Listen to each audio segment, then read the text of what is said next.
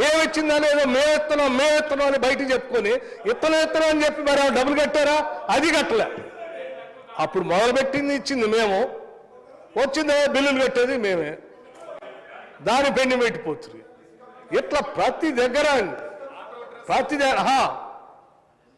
గొర్రెలకి డబ్బులు ఇస్తాను అన్నారు. ఇచ్చారా? డబ్బులు కట్టారా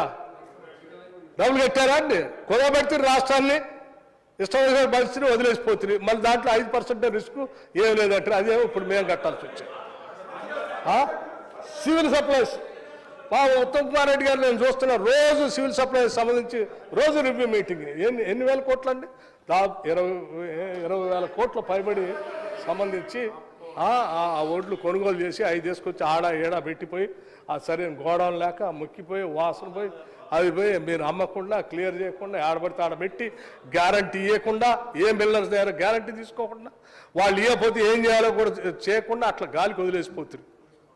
పాపం వచ్చిన దగ్గర నుంచి వాటన్నిటిని సరిచేసి పోగేసి దాన్ని ఓ పక్కన సరి చేస్తుండే. పోనీ కేంద్రం నుంచి రావాల్సిన డబ్బులు ఏమైనా తీసుకొచ్చారంటే అది రైతుని వాళ్ళు ఢిల్లీ రాబోయే 11,000 కోట్లు వాళ్ళు ఆడ నుంచి పట్టుకొస్తారు.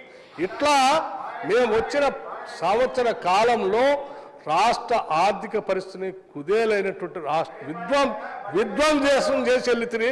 దాన్ని సరి చేసుకోవటానికి సరి చేసుకుంటూ జాగ్రత్త చేసుకుంటూ ముందుకు పోతూ రాష్ట్ర ప్రయోజనాల కోసం పునాదులు వేసుకుంటూ భవిష్యత్తు ఆలోచన ప్రణాళిక చేసుకుంటూ ముందుకు పోతా ఉంటే ఇంకా 10 ఏళ్ళు దీన్ని సర్వనాశనం చేశాం, ఇంకా సరిపోదు, ఇంకా బయట ఉండి కూడా మేము ఇంకా చేస్తాం అని చెప్పి చేసుకుంటూ పోతాం. ఎట్లా అండి? ఇక అసెంబ్లీ ఎన్నికల్లో జనం చెప్తిరి, జనరల్ ఎలక్షన్లో ఇటున్న వాళ్ళు అటు పంపిస్తే అయిపోయా. పార్లమెంట్ ఎన్నికలకు వచ్చేవరకు డిపాజిట్ ఖతం చేస్తుంది. మళ్ళీ 6 నెలల తర్వాత అసలు ఆలోచన మర్చిపోయేటట్టు చేస్తూ ఉన్నాడు. ఎట్లా అండి? ఇది ఎక్కడ న్యాయం? ఇట్లా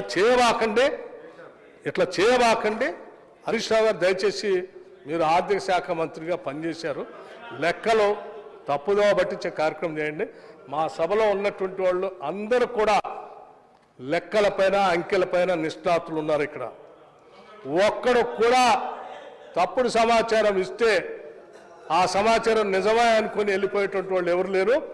అందరూ ప్రిపేర్ అయి వచ్చారు. మీరు వాస్తవాలను సభ ముందు పెట్టాను. సభాపతి గారు మీరు నిర్ణయం చేయండి, దీనిపైన ఏం చేయాలనేది నిర్ణయం మీకు వదిలేస్తూ ఉన్నాను.